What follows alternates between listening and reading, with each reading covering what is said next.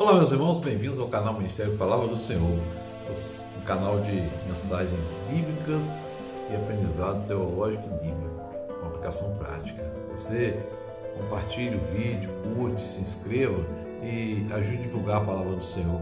Só ela pode transformar o ser humano. Meu irmão, minha irmã, hoje capítulos 5 e 6 do primeiro livro de Samuel.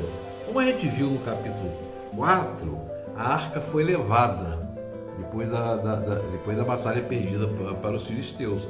E a arca foi levada para Asdod. Asdod é uma das 5 principais cidades dos filisteus, né? E fica mais ou menos 58 quilômetros de Jerusalém, tá?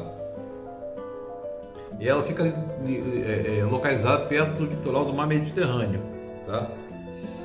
E aí, meu irmão, interessante que eles levam a arca para Asdod, né? E colocam no templo de Dagon. Dagon era um deus daquele povo lá. É um deus, é um ídolo daquele povo lá, né? Que Deus é um só, esse aqui é ídolo. A diferença de Deus para ídolo é bem grande, né? Ídolo é uma coisa morta nesse sentido aqui. É uma coisa morta, inanimada, né? Só o nosso Deus é vivo e pessoal. Bom, e aí colocaram lá. Na manhã seguinte eles levantaram logo assim na madrugada e acharam a imagem de Dagon caído com o rosto em terra. Com o rosto em terra.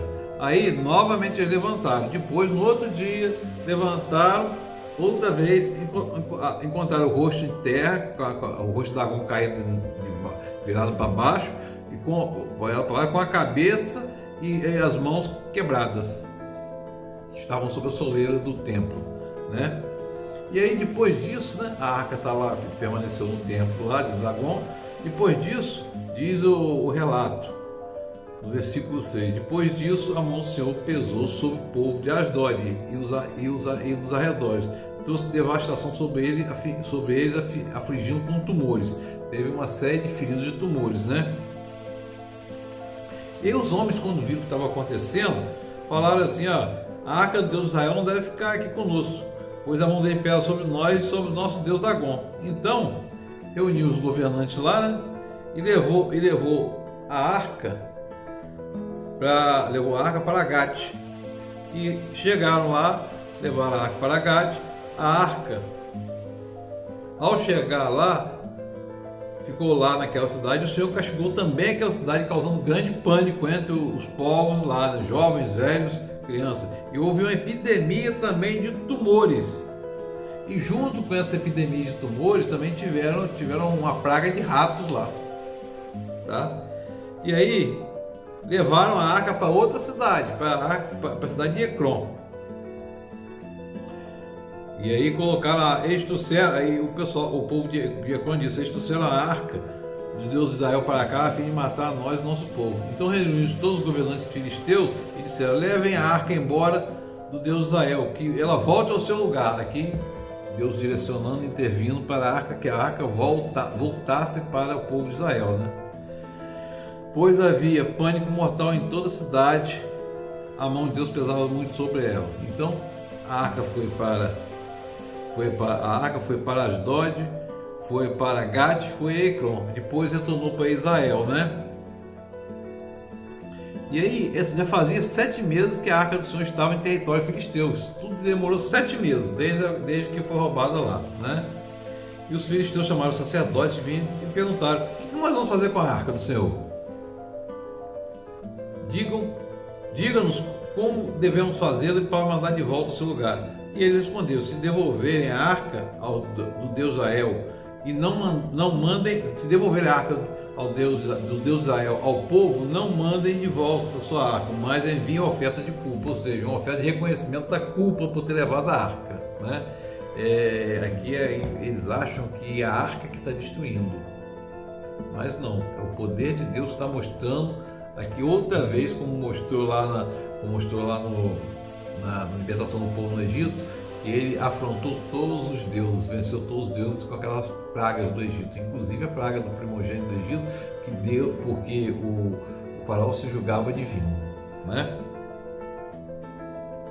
E aí O que eles fizeram? Levaram então, se eu perguntar, que ofertas de culpa devemos levar?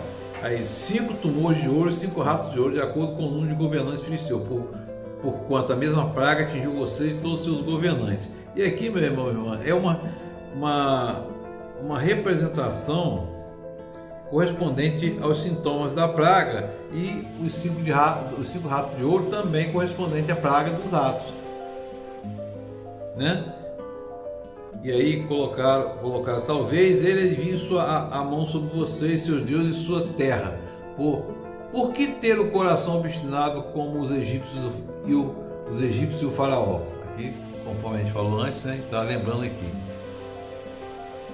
Só quando esse Deus os tratou severamente, eles deixaram os israelitas seguirem o caminho. Aqui os sacerdotes dos filisteus estão aconselhando e dando bom senso para deixar o povo israelita livre, né? Agora então preparem a carroça nova com 2 vacas que deram cria sobre animais que nunca foram colocados julgos, amarrem na carroça e afaste dela os seus bezerros e ponham no curral. Coloquem a arca do Senhor sobre a carroça e ponham numa caixa. E fizeram isso tudo, né? Fizeram isso tudo. Os governantes seguiram até a fronteira de Bet-Semes, né? E aí, meu irmão, minha irmã, seguiram até a fronteira de Bet-Semes. O povo estava lá colhendo trigo. A carroça chegou ao campo de Josué de Bet-Semes. Aí ele parou ao lado de uma grande rocha. Então cortaram a madeira da carroça e ofereceram as vacas como holocausto ao Senhor. Os levitas tinham descido da arca do Senhor e a caixa com os objetos de ouro e as tinham colocado sobre a grande rocha. Naquele dia o povo de Bet-Semes ofereceu holocausto e sacrifício ao Senhor. Os 5 governantes filisteus viram isso tudo e voltaram naquele mesmo dia a Ecrón. E os filisteus enviaram realmente, né, os tumores de ouro e os ratos de ouro, né? E a arca foi colocada sobre uma grande rocha, né? Sobre uma grande rocha. Até hoje, a grande rocha sobre o qual puseram a arca do Senhor é até hoje uma testemunha no campo de Josué de Bet-Semes. O Senhor, contudo, feriu alguns dos homens de Bet-Semes, matando 70 deles por terem olhado para dentro da arca. Era proibido olhar para dentro da arca.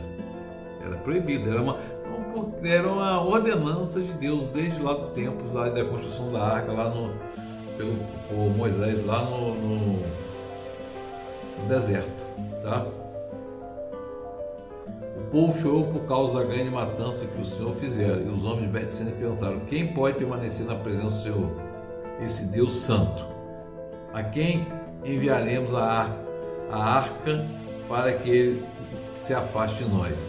Então enviaram mensageiro ao povo de Kiriat-Jearim, dizendo: os filisteus devolveram a arca ao Senhor, venham e levem-na para vocês. Aqui, meus irmãos, a gente está vendo Deus mais uma vez intervindo na história e mostrando que somente Ele é Deus, somente a Ele pertence a honra e a glória, somente Ele tem poder. A gente está vendo aqui essa dura lição que Ele está dando aos filisteus e a todo o povo ao redor ali.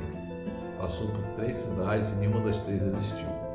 Que o Espírito Santo de Deus esteja sobre nós, nos abençoando, nos conduzindo no caminho do Senhor, e que sejamos sempre guiados para o caminho do Senhor. Em nome de Jesus. Amém.